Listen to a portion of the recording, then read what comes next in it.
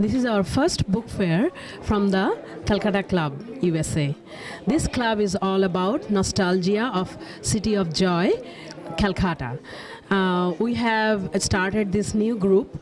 In this group we have 12 families, and we meet every month, and then we talk about and we discuss about any innovative ideas, all the members, whoever has any innovative ideas. And we just started in December, and then out of all our discussion we found this book club, book fair. Actually Kolkata has a international book fair in February, so during the winter time, so thought we will do it here also during the winter time. And today here is the book fair, and we have about 200 people, and we are enjoying it, food, and there are book stalls, and constant discussion is going on. So I'm really happy that we organized it, and I'm very satisfied with the outcome. Thank you. So I know we talked to you about it. Oh, I love that. Yeah, well, you will love this one too. It's a new idea. That's what I'm fascinated Yes. by. Enjoy. Thanks, I will. So are you planning to stay for the entire thing? No. Because there will be some speakers coming on Skype. Right. And I thought, there's a panel discussion. All the authors will be talking this. Something outside the gate, it means like there are many people.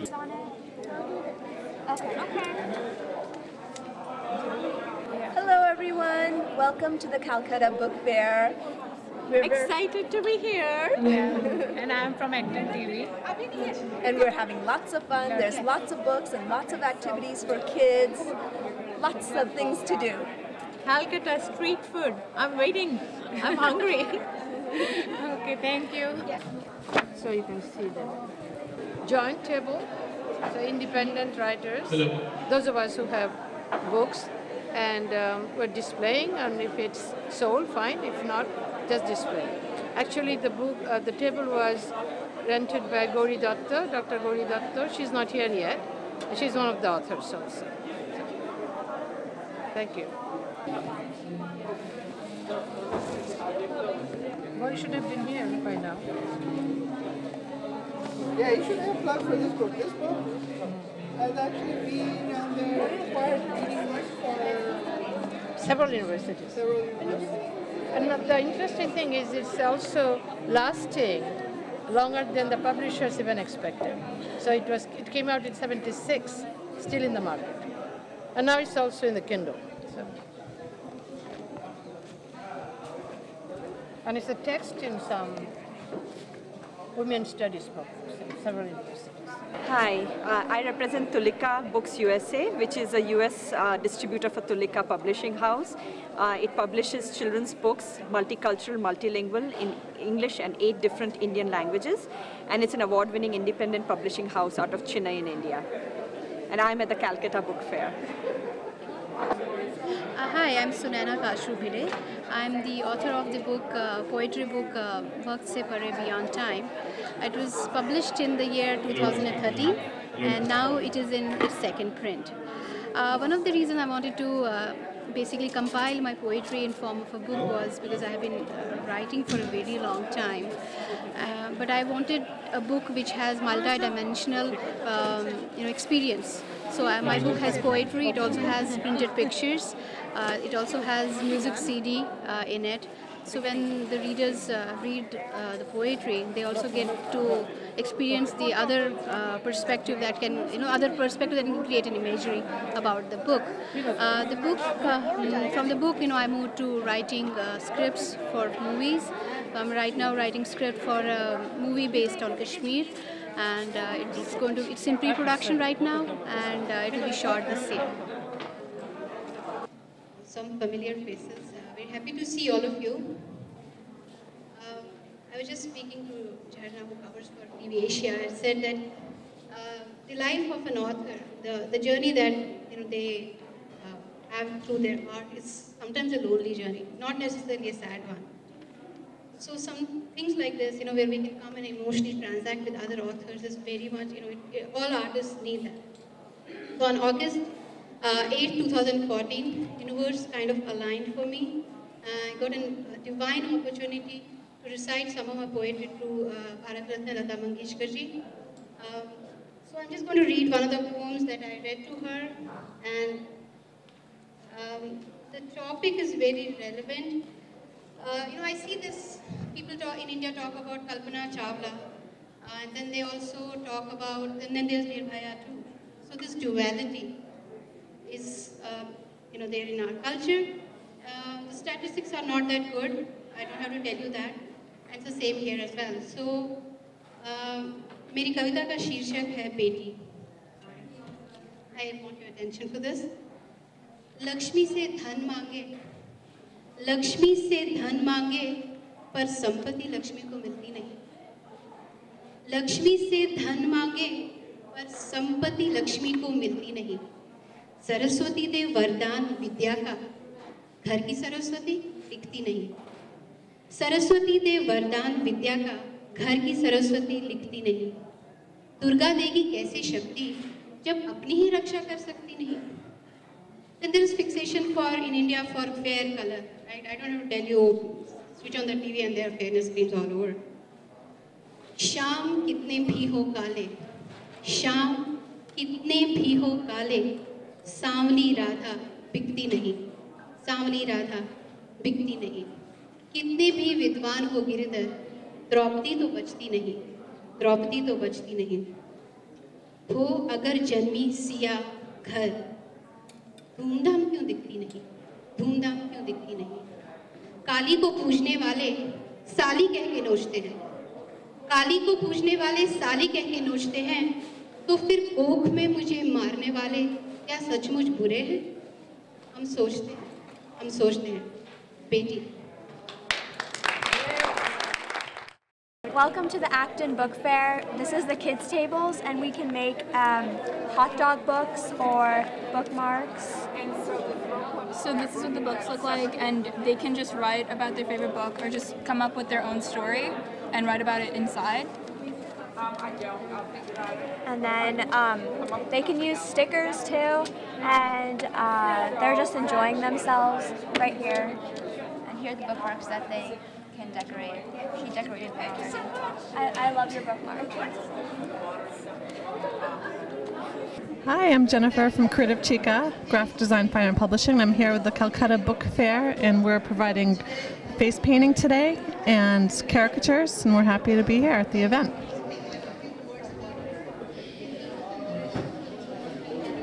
You can show us. Oh.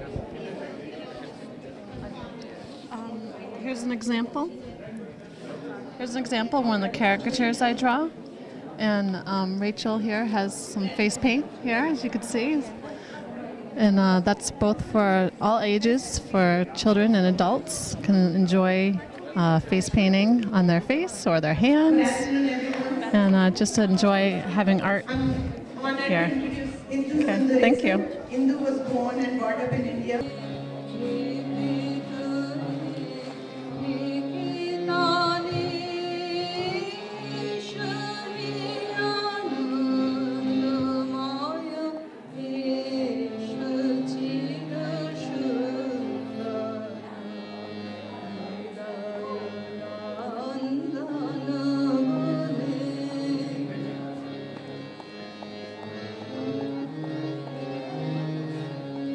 देखो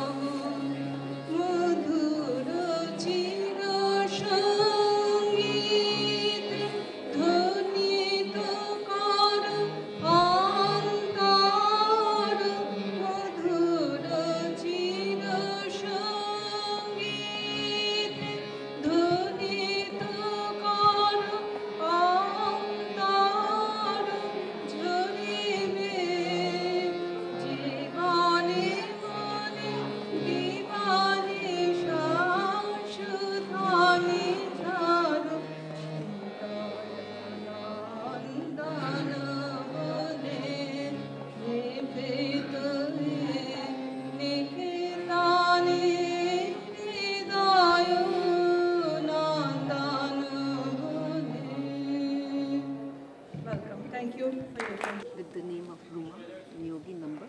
Okay. And I'll put my name too.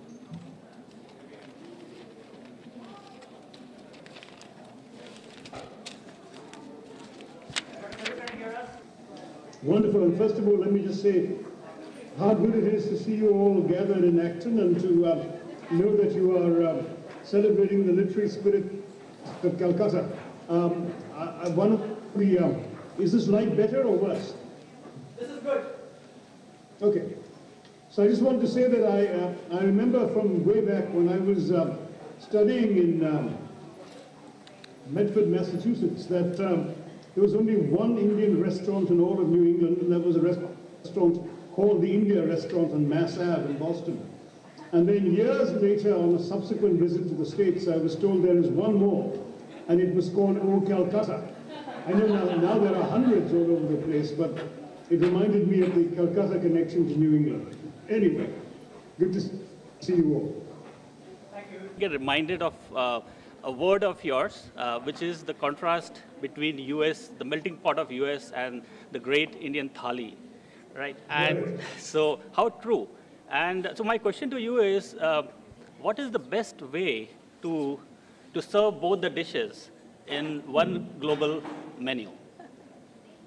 What is already happening today? I would argue that right now, the contradictions that one might suggest are becoming less and less apparent, because the great American melting pot is also finding ways of accommodating a significant level of multiculturalism because of what they call the visible minorities, that people who can't help looking different are not all assimilating the way, for example, a Bobby Jindal or a Nikki Haley are. There are some who look and sound as still more Indian than American, and eat and behave still in ways that reflect their Indian heritage.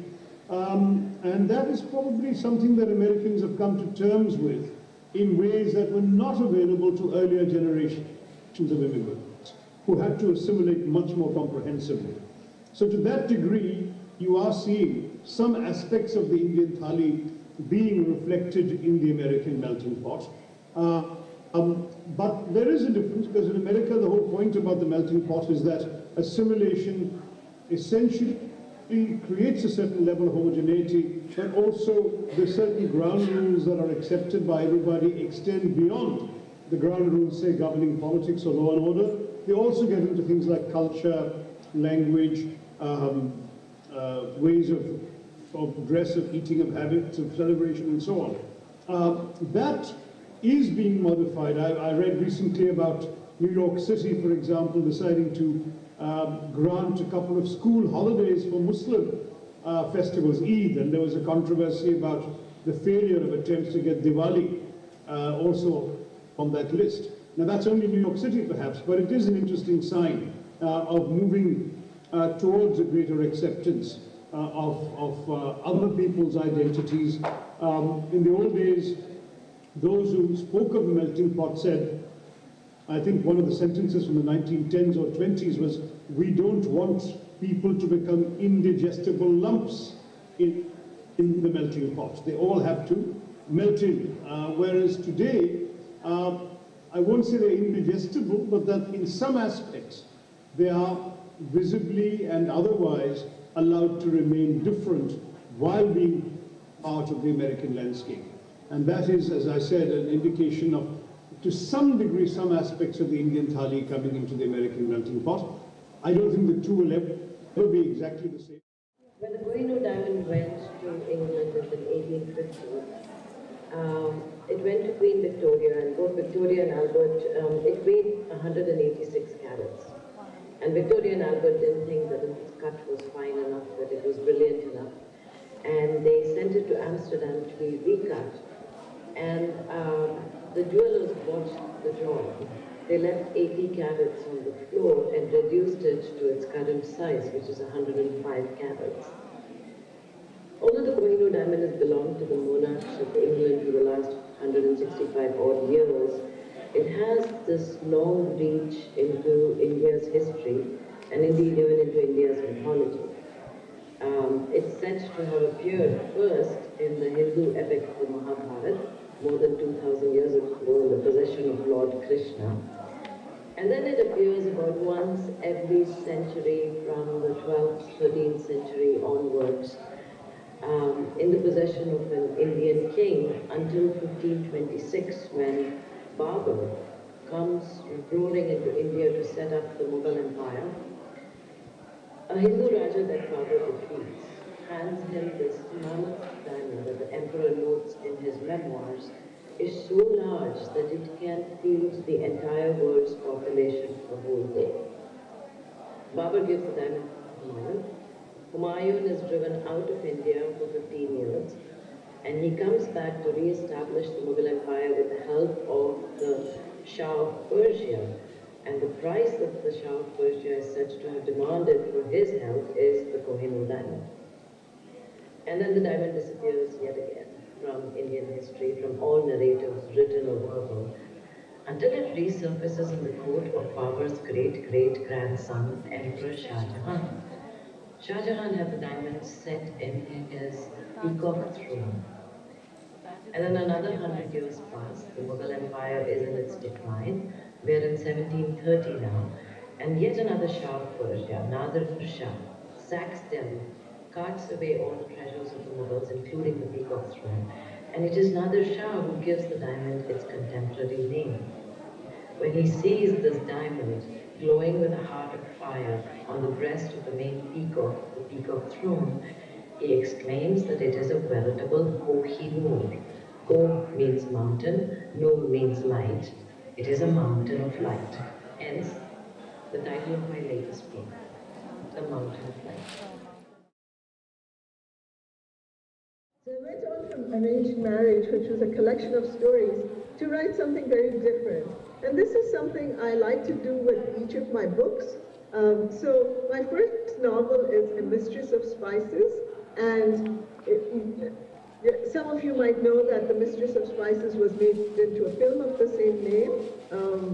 It was directed by Gurinder Chadha and her husband Paul Burgess, and it starred, among other people, Aishwarya Rai.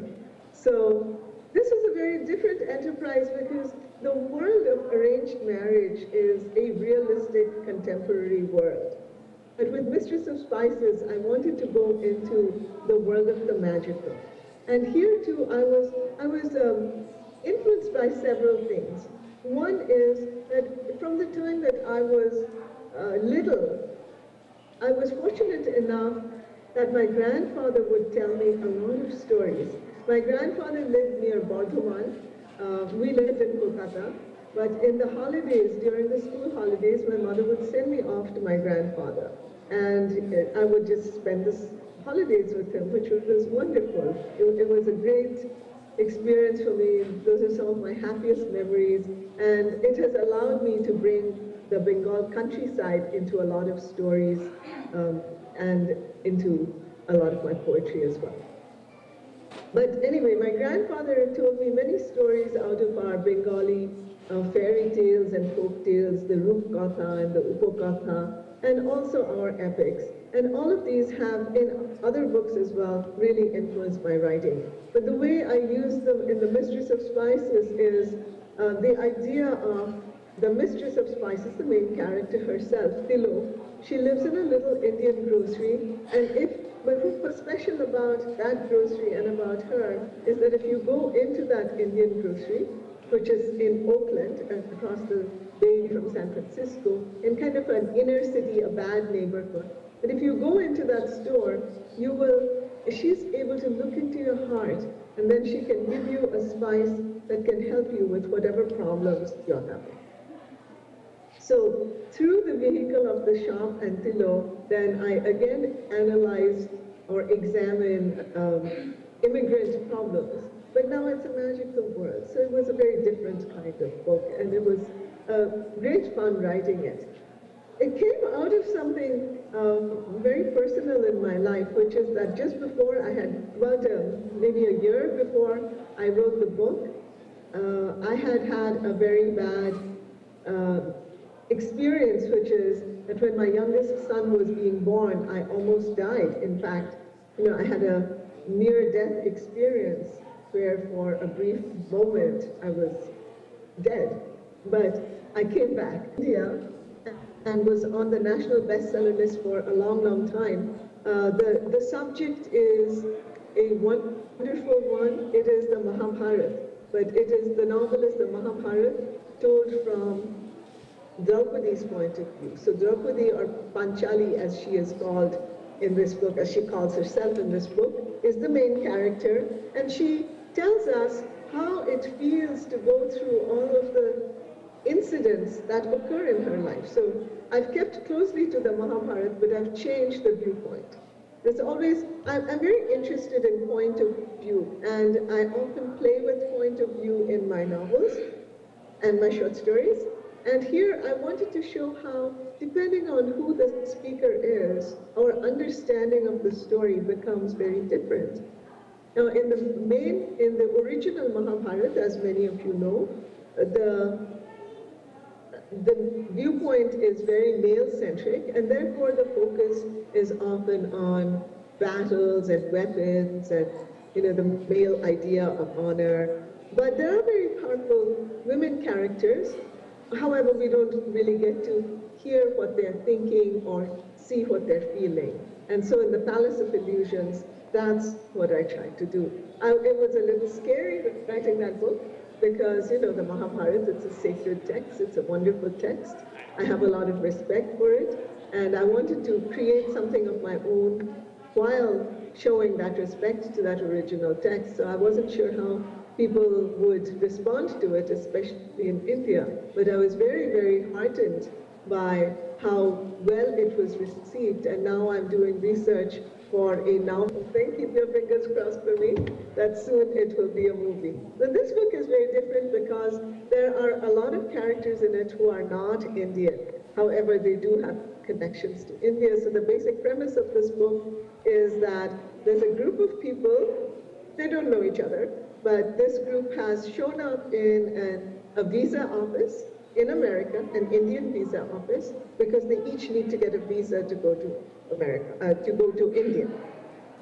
In America, they want to go to India, all for different reasons, which become clear as the book goes on. But as they're waiting for their visas, a major earthquake strikes, and it's a major earthquake, the building begins to collapse. Now they're trapped in the basement of this building. They try very hard to get out, they can't get out. They're panicking, and they decide they've got to keep themselves occupied somehow, hoping that rescue will arrive. But meanwhile, they decide they're each going to tell the group a story, something they've never told anyone, one amazing thing that has made them who they are today. And that's why the title, One Amazing Thing. In fact, the number of books that sold in this country, actually has increased by at least 30% in last 3 years. So it is not true that people are not reading. And the second fact is that although people may not be reading books, but when you look at the emails or Facebook, they're writing enormously. If you look at the blogs, they're filled with blogs, with the comments and writing too. I mean, not every writing has to be literature. And as long as you realize that, there is really no doubt of it. There's plenty of it out there. Thank you.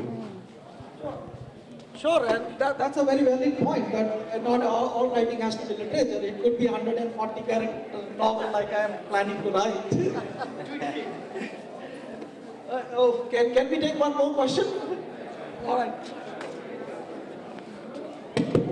And while she is asking her question or comment, I'll pass on this little plaque from Calcutta Club to the panelists as a token of thanks.